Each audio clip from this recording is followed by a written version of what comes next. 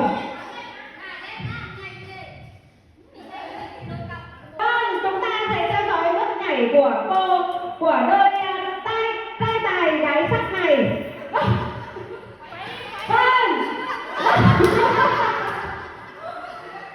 Tiếp theo.